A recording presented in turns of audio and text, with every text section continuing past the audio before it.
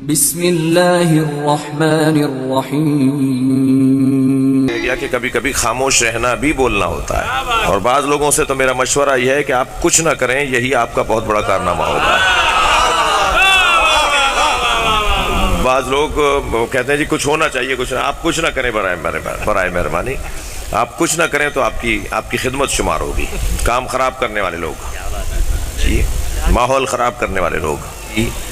بیان کی ضد ہے ابہام، اور ابہام اسی قبیلے کا ہے کہ جس میں عربی میں ایک لفظ ہے بہیمہ، اور بہیمہ جانور کو کہتے ہیں. جس کی زندگی روشن نہ ہو وہ انسان نظر تو آتا ہے، قرآن کہتا ہے اولئک کالانعام، وہ جانور ہے.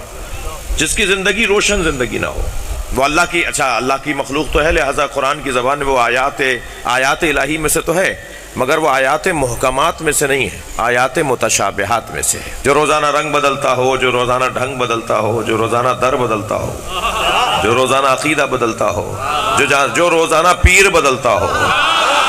بھائی تھوڑا بولیے گا، جو روزانہ مرشد بدلتا ہو. بھائی میں اور آپ جس دروازے پر بیٹھے ہیں، یہ دروازہ سکھاتا ہی ہے کہ زمانے کو مڑ کے نہیں دیکھو، موڑ کے دیکھو. آمادہ ہیں؟ ایک جملہ کہہ دوں، تھوڑا سا بسم اللہ سب بولیے. ٹھنڈے کمروں میں بیٹھ کر، ہوٹل کے کمرے بک کروا کر، اذانوں میں علی ولی اللہ بند کروانے کی باتیں کر.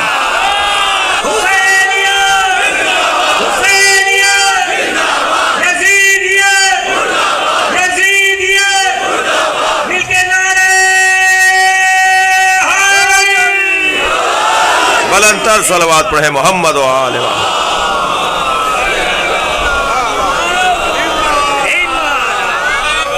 عجیب داستان ہے. انہوں نے کچھ سالوں پہلے کہا تھا کہ پاکستان میں سنیوں کو اتنا بیدار کریں گے کہ وہ شیعوں سے ہاتھ نہیں ملائیں گے.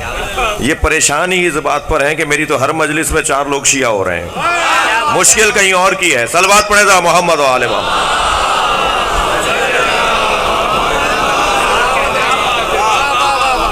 اچھا، صرف سنی سے شیعہ نہیں ہو رہے، ہندوؤں سے شیعہ ہو رہے ہیں، مسیحیوں سے شیعہ ہو رہے ہیں جی، سنی اور دیوبندیوں سے شیعہ ہو رہے ہیں.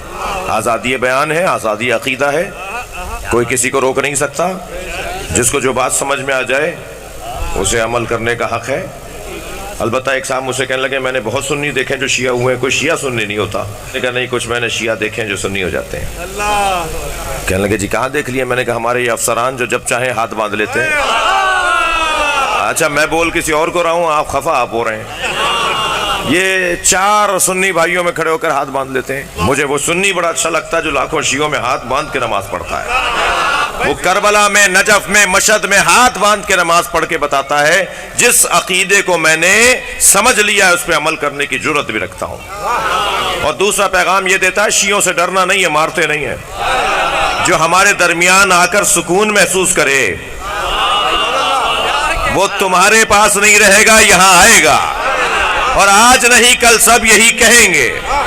بھائی تھک کر نہیں سنیے گا. مجھے وہ ملنگ بڑا اچھا لگتا ہے جو کنٹھے کو لابے ڈال کر، ہاتھ میں ڈنڈا اٹھا کر، گلے میں کشکول ڈال کر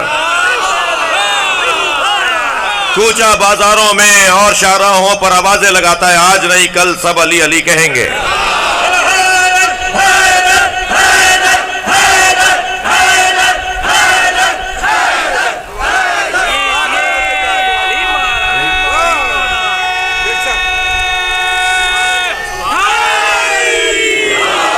میرے ساتھ ایک جوان آیا کہ میں شیعہ ہونا چاہتا ہوں. میں نے کہا بھائی کیا مشکل ہے؟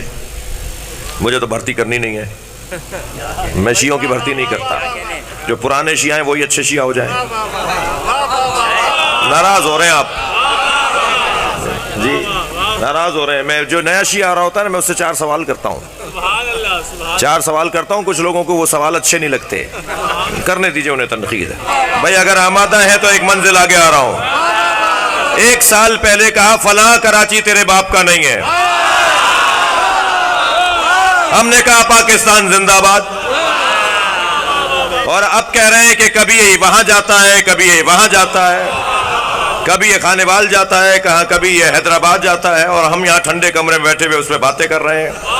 تو میں نے ایک جملہ کہا تھا کہ میں تو آسمانوں میں جانا چاہتا ہوں، تو میں زمین میں گاڑوں گا.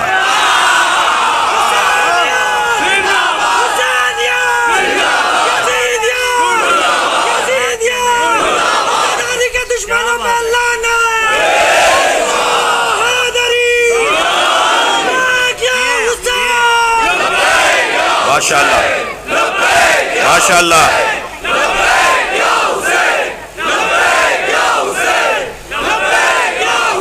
بلند تر صلوات.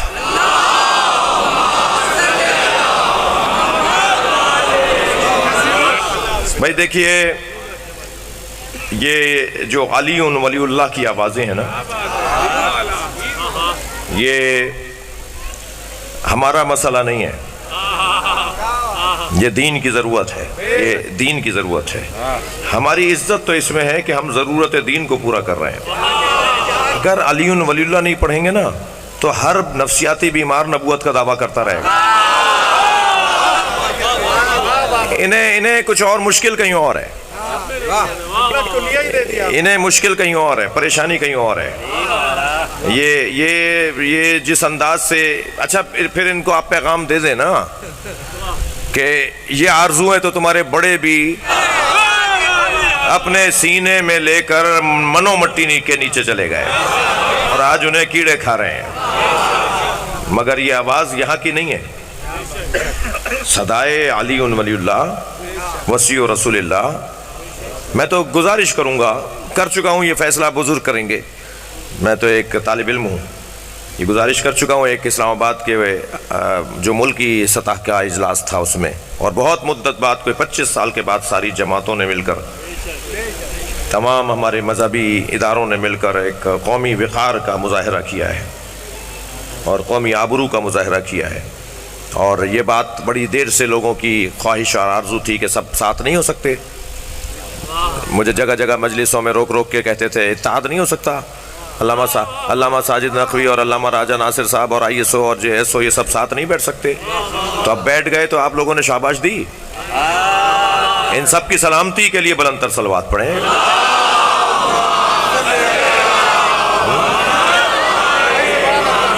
سب کی سلامتی کے لیے، پوری امت کی سلامتی کے لیے بلند تر صلوات.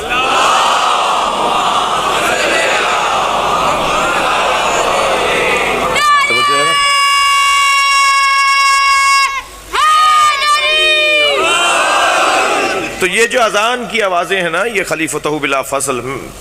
میں ایک جملہ ہدیہ کرنا چاہ رہا تھا. کہنے لگے جی اچھا بڑی مشکل سے مان لیا ایک صاحب نے کہ علی ولی اللہ تو ٹھیک ہے، مگر یہ جو آپ ٹرین چلا دیتے ہیں یہ کیوں؟ صرف کہہ دیجئے لا الہ الا اللہ محمد الرسول اللہ، بہت کہہ دیجئے علی ولی اللہ، مان لیتے ہیں. تو یہ آگے 4-5 جملے مسلسل ایک کے پیچھے ایک جملہ، ایک کے پیچھے ایک جملہ. تو میں نے ان سے کہا کہ اگر سورہ مبارکہ مائدہ آیت نمبر 55 آیہ ولایت میں اللہ نے صرف اتنا کہہ دیا ہوتا کہ تمہارا ولی اللہ ہے، رسول ہے، اور جس نے حالت رکوع میں زکوٰۃ دی، تو ہم بھی کہہ دیتے علی ولی اللہ. وہاں تو اللہ خود کہہ رہا ہے جو نماز قائم کرتا ہے، جو زکوٰۃ دیتا ہے، جو نماز پڑھتا ہے، جو حالت رکوع میں زکوٰۃ دیتا ہے، وہ علی کی صفات تو خود اللہ نے 4 بیان کی ہیں. تو میری گزارش، میں نے وہاں کہا تھا اور یہاں تکرار کر رہا ہوں کہ میری تو گزارش ہے، بزرگ رائے دیں گے، کہ میرے بچپن میں ہم سنتے تھے کہ قاتل المشرکین، فاتح خیبر، صرف علی ولی اللہ نہیں بولتے تھے، وصی رسول اللہ، قائد الغر المحجلین، مولا کے القاب بیان ہوتے تھے اذانوں میں. یہ بزرگ طے کریں پاکستان کے اور نجف اور قم کے کہ پھر 8-10 جملے مولا کی صفات کے اذانوں میں بیان ہونے چاہیے. اس لیے کہ حق بات اگر روکی جائے تو حکم حسین یہ ہے کہ اسے تکرار سے کرو. کہنے لگا آپ کا نام کیا ہے؟ امام سجاد نے فرمایا علی. کہا آپ کے بھائی جو کربلا میں مارے گئے؟ کہا علی. کہا دونوں بھائیوں کے نام علی؟ فرمایا چھوٹے بھائی کا نام بھی علی. کہا سارے بھائیوں کے نام علی؟ کہا میرے بابا حسین فرماتے ہیں اگر اللہ مجھے 100 بیٹے عطا کرتا میں سب کے نام علی رکھتا. جس چیز کو دبایا جائے اور وہ حق ہو تو اسے اتنا ہی اہتمام کے ساتھ کرنے کی ضرورت ہے. وہ جو کر لی. پہلا مسئلہ تو ہمارا بہت روشن ہے، اور یہ ہمارا مسئلہ نہیں ہے، یہ آسمانی مسئلہ ہے، یہ ضرورت دین کا مسئلہ ہے. تھک تو نہیں رہے میری باتوں سے؟ یہ مذہب کی، یہ مذہب کی ضرورت کا مسئلہ ہے، یہ مسلمانوں کی ضرورت ہے، علی ولی اللہ کی صدائیں. اور دوسرا مسئلہ ہے عزاداری کا. کہ یہ مجمع دکھاتے ہیں تو تم تو خود کہتے تھے نا کہ مجمع ہم زیادہ ہیں یہاں، ہم زیادہ ہیں یہاں پر. تو زیادہ اور کم کی بنیاد پر تو فیصلہ ہی نہیں ہونا چاہیے، صحیح اور حق کی بنیاد پر فیصلہ ہونا چاہیے۔ تو یہ بات بھی روشن رہے، 1% ہمارے درمیان بھی کچھ خاص دماغوں والے لوگ ہیں، خاص دماغ والے لوگ ہیں جی، جو زیادہ سمجھتے ہیں باتوں کو۔ ان کے لیے ایک جملہ کہہ دیتا ہوں، یہ کوئی ہم سیاست نہیں کر رہے، ہم کوئی سیاست نہیں کر رہے، کوئی الیکشن نہیں ہو رہا، یہ مجلس اعضاء ہے اور حسین کی اعضاء ہے، مجلس اعضاء اور جلوس اعضاء ہے، کوئی سیاست نہیں ہو رہی۔ یہ حکمت ہے، دانائی ہے، سمجھداری ہے، اور وہ یہ کہ ہمیں موقع مل رہا ہے کہ ہم اپنے عقیدتوں کا اظہار کریں۔ اور یہ پاکستان ہے، یہاں ایک عجیب سی کمزوری پائی جاتی ہے اس مملکت میں، اور وہ کمزوری یہ ہے کہ حق دیا نہیں جاتا، حق چھیننے کا ماحول بنایا جاتا ہے۔ تو ہم اپنا حق ہے، ہمارا حق ہے، ہم شہری اور قانونی، شرعی، انسانی، مذہبی حق رکھتے ہیں کہ ہم اس انداز سے امام کو یاد کریں۔ اور میں تو حضرت آیت اللہ خامنائی کا ایک جملہ آپ کو سنا دوں، وہ فرماتے ہیں کہ حسین مولا کی قربانی، جیسے جیسے شعور بڑھے گا اس کا نور پھیلتا چلا جائے گا۔ یہ نور پھیل رہا ہے، یہ مجمع اس لیے بڑھ رہا ہے کہ حسین کی قربانی کا نور عام ہو رہا ہے۔ مسئلہ سماجی نہیں ہے، روحانی ہے۔ بھائی میں اپنے مزاج سے ہٹ کر بات کر رہا ہوں، کچھ لوگوں نے میرا مزاج بھی خراب کر دیا ہے، تو ایک جملہ کہہ رہا ہوں، ہمارے بچوں کا مقابلہ نہیں کر سکتے ہو جو شعور اس کا ہے۔ تم چلے ہو اذانوں کو رکوانے، تم چلے ہو ماتم رکوانے، یہ بات پرانی ہو گئی، کوئی اور بات کرو۔ ہمارا دشمن بے وقوف ہے، اس پہ مجھے افسوس ہے۔ دشمن کو سمجھدار ہونا چاہیے، اور وہ آپ کا اور میرا دشمن نہیں ہے، وہ اپنا دشمن ہے، اور اتنا بے وقوف دشمن کہ وہ ہمیں روک رہا ہے جن چیزوں سے وہ اتنی بڑھیں گی، ان کو موقع دیتے ہیں، آپ انہیں آل فال بولنے کا موقع دیتے ہیں۔ انہوں نے کہیں سے پیسے پکڑے ہوئے ہیں، انہیں کہیں آڈٹ رپورٹ دینی ہے، انہیں کہیں حساب دینا ہے،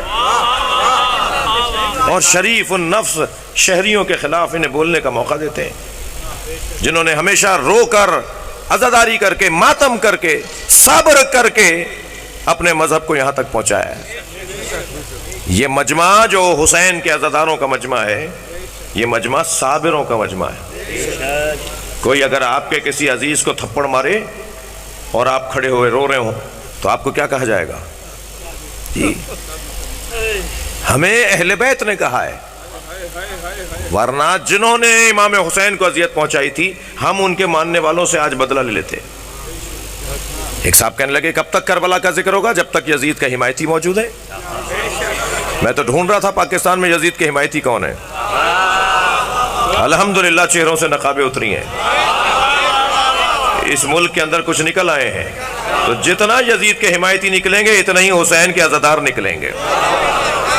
نظام ہے، یہ ہوتا آیا ہے، ہوتا رہے گا، اور مجھے اس بات پر بھی افسوس ہے کہ ہمیں کس کام پہ لگا دیا ہے، کتنا نیچے لے آئے ہمیں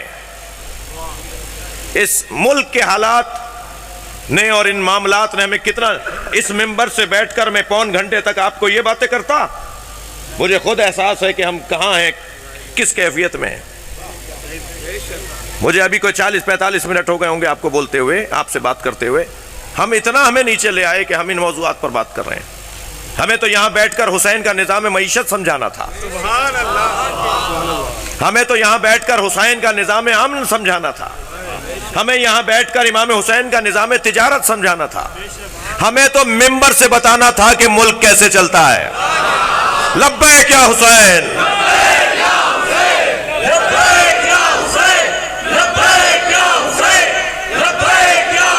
بلند تر صلوات محمد و آل محمد۔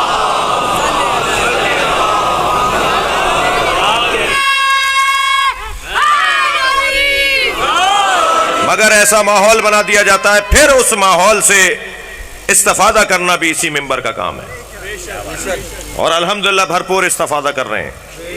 الحمدللہ ہماری قوم میں وحدت بڑھتی جا رہی ہے، ہماری جماعتوں میں اتحاد بڑھتا جا رہا ہے، ہم ایک نقطہ اشتراک کی طرف آتے جا رہے ہیں اور ہم قومی جلالت کی طرف آ رہے ہیں۔ پاکستان گزشتہ 30 سال جیسا ہونے جا رہا ہے، جیسا 30 سال پہلے تھا۔ تم نے بیچ میں ہمارے درمیان رکھنے ڈالے، وہ اب تمہاری طرف پلٹ رہے ہیں۔ ہم متحد ہو رہے ہیں، تم لڑ رہے ہو۔ بہت جلد امام کا ظہور ہونے والا ہے۔ امام آئیں گے اور ہماری الجھنیں اور دور ہوں گی، اور ہم سب مل کر امام کو ان کے جد کا پرسہ دیں گے۔